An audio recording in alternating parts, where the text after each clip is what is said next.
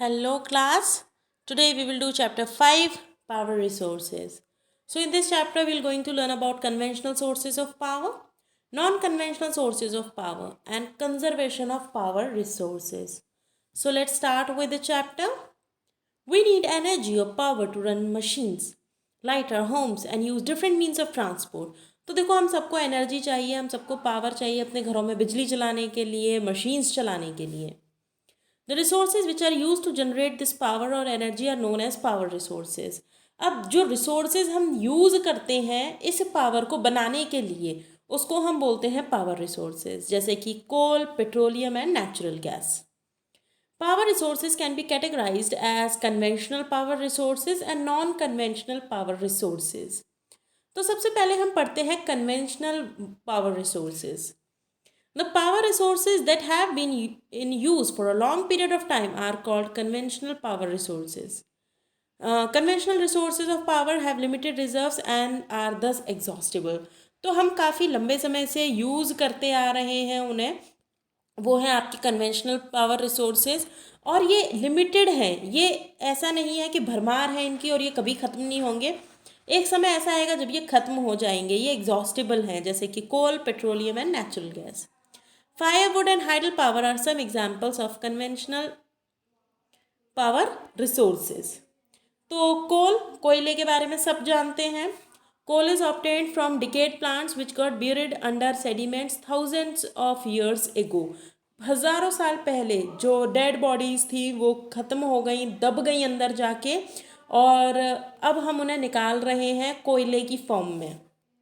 It is also known as fossil fuel. इसलिए इसको हम क्या बोलते हैं? फॉसिल फ्यूल भी बोलते हैं क्योंकि ये फॉसिल से बनी हुई है. फॉसिल मतलब एनिमल्स और प्लांट्स की बॉडीज से बनी हुई है, हड्डियों से बनी हुई है, प्लांट से बनी हुई है, तो इसलिए हम इनको बोलते हैं fossil fuels. It is the most abundantly found fossil fuel. It is use to run machines, steam engines and ships. It is also use to generate electricity. तो हम शिप्स में यूज़ करते हैं, स्टीम इंजन्स में use करते हैं. इसके अलावा इसका जो सबसे बड़ा यूज़ हो रहा है वो है इलेक्ट्रिसिटी बनाने के लिए. The electricity generated using coal is known as thermal electricity और थर्मल पावर. और जो इलेक्ट्रिसिटी कोल के हेल्प से बनती है, कोयले से बनती है जो इलेक्ट्रिसिटी, उसको हम बोलते हैं थर्मल इलेक्ट्रिसिटी और thermal power. There are 4 varieties of coal: peat, lignite, bituminous and anthracite. 4 तरीके का कोयला होता है: पीट, लिग्नाइट, बिटुमिनस एंड एंथ्रासाइट. इसमें एंथ्रासाइट सबसे अच्छी क्वालिटी का कोयला होता है. लिग्नाइट एंड पीट are inferior varieties of coal. The major producers of coal are China, Russia, USA, Ukraine, South Africa, India, Australia, Germany, UK and Canada. तो देखिए ये आपको दिया हुआ है यहाँ पर कोल कहाँ कहाँ पर है इंडिया में. ठीक है, आपका होमवर्क है कि आपको इसमें मैप में फिल करना है कि कोल कहाँ कहाँ पर मिलता है हमारे इंडिया में. In India, coal is found in Damodar River Valley. The main coal mining areas are Jharia, Dhanbad, Giridih, Bokaro and Raniganj. तो इन एरियाज़ को भी आपको मैप पर शो करना है. दूसरा है पेट्रोलियम. सबकी गाड़ियाँ पेट्रोल पर चलती हैं. Petroleum is a fossil fuel which is trapped in layers of sedimentary rocks in the form of black liquid. तो क्रूड ऑयल निकलता है, क्रूड ऑयल होता है ब्लैक कलर का. It is also known as black gold. आप समझ सकते हैं पेट्रोल कितना ज़्यादा प्रीशियस है, कितना ज़्यादा ज़रूरी है, इसलिए इसको ब्लैक गोल्ड यानी कि काला सोना तक कहा जाता है. It is drilled from oil fields found in the coastal and off shore regions. After extraction it is taken to refineries and refined to produce a large number of products like petrol, diesel, kerosene and lubricants. तो crude oil निकलता है. Crude oil निकलने के बाद इसको refineries में भेजा जाता है और रिफाइनरीज में इस क्रूड ऑयल को रिफाइंड करके बनाया जाता है petrol, diesel, kerosene. The main petroleum producing countries are Saudi Arabia, Kuwait, Iraq, Iran, UAE, Qatar and Bahrain. Petroleum is also produced in the USA, Russia, China, Venezuela, Egypt, Libya, Algeria, India, Indonesia and Myanmar. India का नाम सुन के मुझे तो बड़ा अच्छा सा लगता है. In India, it is produced at Bombay High in Mumbai, Digboi in Assam and in the deltas of Krishna Godavari rivers. तो इसको आपको अच्छे से करना है. पेट्रोलियम को भी आपको मैप में फिल करना है कि किस किस जगह पर आपके पेट्रोलियम की रिफाइनरीज अवेलेबल हैं और कहाँ कहाँ आपको मिल सकता है पेट्रोल। दूसरा है natural gas. Natural gas is a mixture of hydrocarbons consisting mainly of methane. तो नेचुरल गैस के अंदर मेन होता है आपका methane. The reserves of natural gas are found deep inside the earth near petroleum deposits. तो आपको natural gas मिलेगा petroleum deposits के पास। It is release when petroleum is brought to the surface. ये एक्चुअली ना नेचुरल गैस निकलती है जब पेट्रोलियम निकलता है। It is use in its pure form and is converted to a cleaner fuel for consumption. ये प्योर फॉर्म में निकलता है और फिर इसको कन्वर्ट किया जाता है ऐसे फ्यूल में जिसको हम यूज़ कर पाएँ। It is used as a transport fuel, CNG, compressed natural gas, as domestic fuel जो LPG हम use करते हैं, liquefied petroleum gas, and for generating electricity. The major producers of natural gas are Netherlands, Norway, Russia and UK. In India, देखो फिर से हमारे India की बारी आ गई और आपका काम शुरू हो गया कि इंडिया में आपको लोकेट करना है इन सारी जगह को जहाँ पर आपका नेचुरल गैस आपको मिलती है। Tripura, Assam, Gujarat, Krishna Godavari delta, Jaisalmer and some areas offshore on the shore of Mumbai have natural gas reserves. Fossil fuels such as coal, petroleum and natural gas are the important conventional sources of power. The reserves of these fossil fuels are limited. तो ये भी देखो limited है, ज़मीन को खोद के आप कब तक नेचुरल गैस और पेट्रोलियम को निकालते रहेंगे। एक समय ऐसा आएगा जब यहाँ से चीज़ें निकलना बंद हो जाएगा, पेट्रोलियम निकलना बंद हो जाएगा, आपकी नेचुरल गैस निकलना बंद हो जाएगा। The rate at which they are being used is far greater than the rate of their formation. जितना तेज़ी से ये बन रहे हैं उससे कहीं ज़्यादा तेज़ी से हम इनको यूज़ कर रहे हैं। If their usage is not controlled they will soon be exhausted. Now firewood.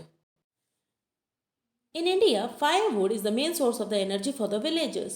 More than 50% of energy is derived from firewood.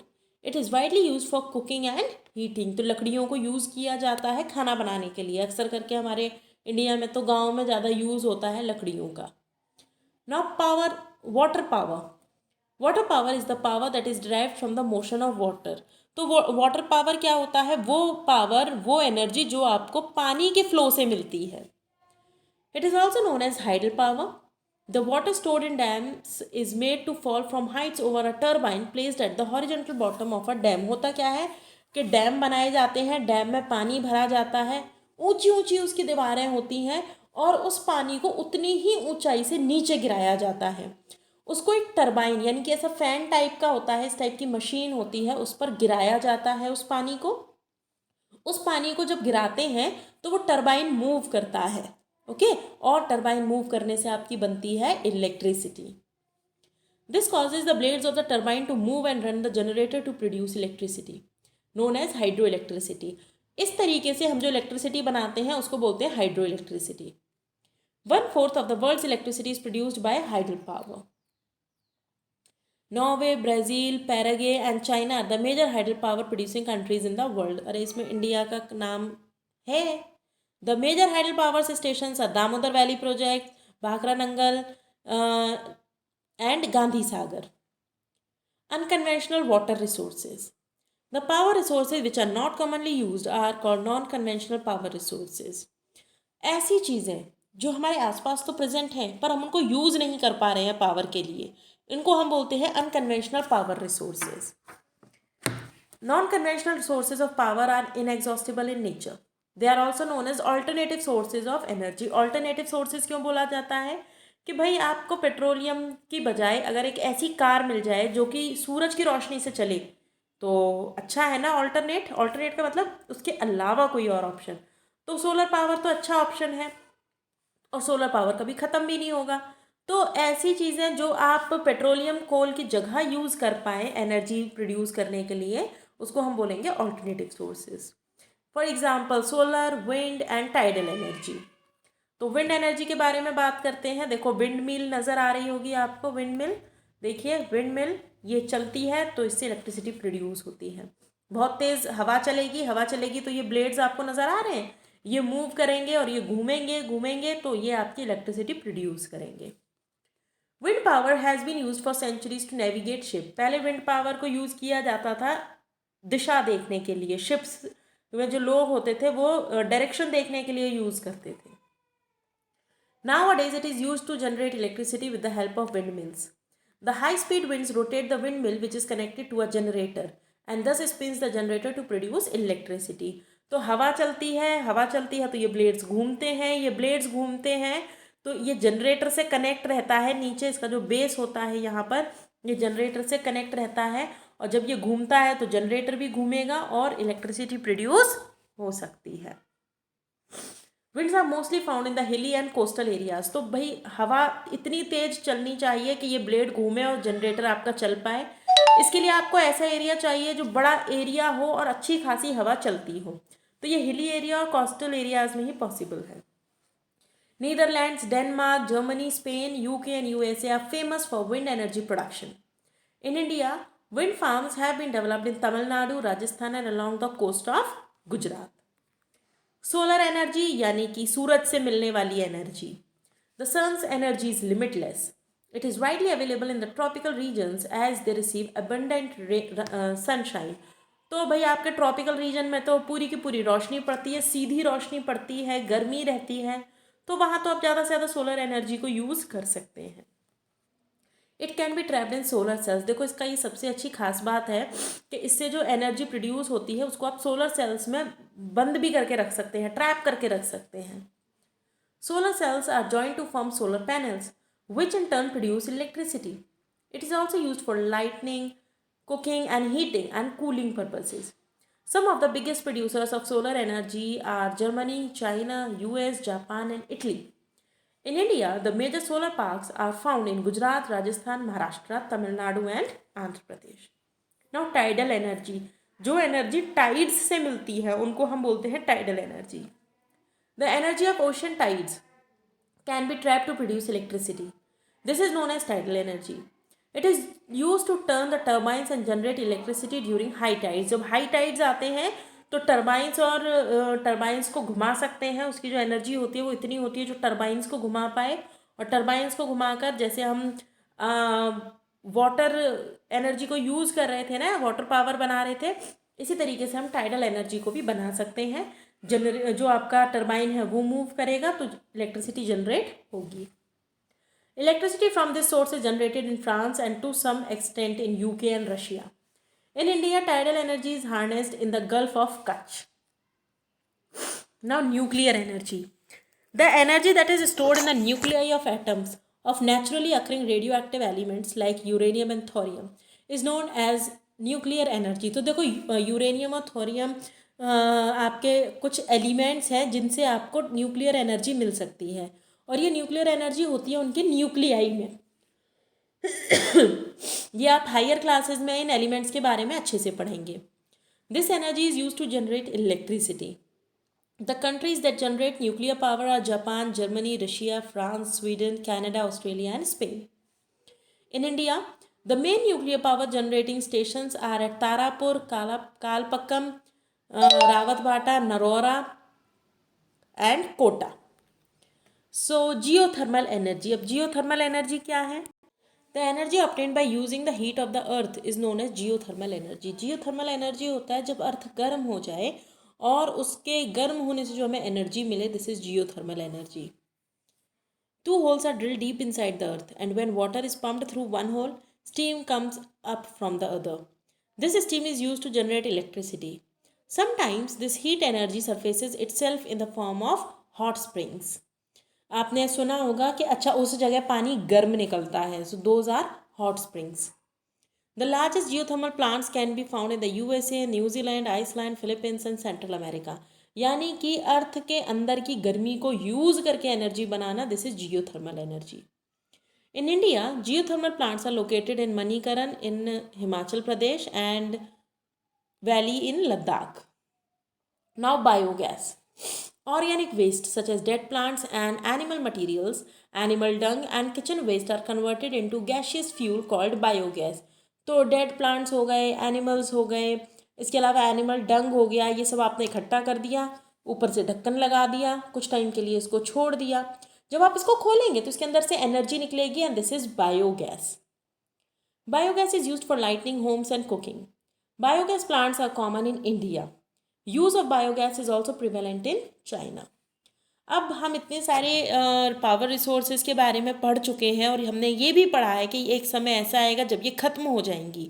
तब हमारी इंडस्ट्रीज़ कैसे चलेंगी, हमारे ट्रांसपोर्ट कैसे चलेंगे, इसके लिए हमें इसको कंजर्व करने की ज़रूरत है, इसको बचाने की ज़रूरत है. तो चलिए देखते हैं ऐसे क्या स्टेप्स हैं जिनको अगर हम लें तो हम अपनी पावर रिसोर्सेज को बचा सकते हैं और आगे आने वाली जनरेशन्स के लिए भी उनको अच्छी खासी मात्रा में छोड़ सकते हैं. Efficient utilisation of resources, minimising the use of fossil fuels. Fossil fuels को बहुत कम यूज़ करिए, कोयला यूज़ मत करिए, पेट्रोलियम यूज़ मत करिए. Switching off electrical appliances to save power, बिजली बचाने के लिए आप उन अप्लाइंसेस को बंद कर दीजिए जिनका आप यूज़ नहीं कर रहे हैं. Recycling of resources, improving the techniques of extraction and purification.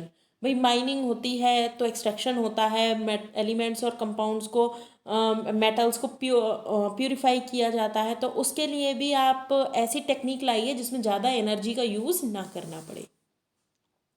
Using alternative sources of energy and substitutes. इसके अलावा देखो हमने ऑल्टरनेटिंग सोर्सेज का भी देखा था. ऑल्टरनेटिव सोर्सेज क्या क्या हैं. सोलर एनर्जी है, अगर हम उसे यूज़ कर पाएँ तो फॉसिल फ्यूल्स की ज़रूरत नहीं पड़ेगी. अगर हम विंड एनर्जी को यूज़ कर पाएँ तो हमें फॉसिल फ्यूल्स की ज़रूरत नहीं पड़ेगी. तो ऑल्टरनेटिव सोर्सेज को अगर हम यूज़ कर पाएँ तो हमारे फॉसिल फ्यूल्स लंबे समय तक बचे रह सकते हैं. हम ये चैप्टर कंप्लीट कर चुके हैं. क्वेश्चन आंसर्स आपको खुद करने हैं. एक्सरसाइजेज आपको आपके व्हाट्सएप ग्रुप पर मिल जाएगी. नेक्स्ट क्लास में हम करेंगे next chapter. Till then bye bye.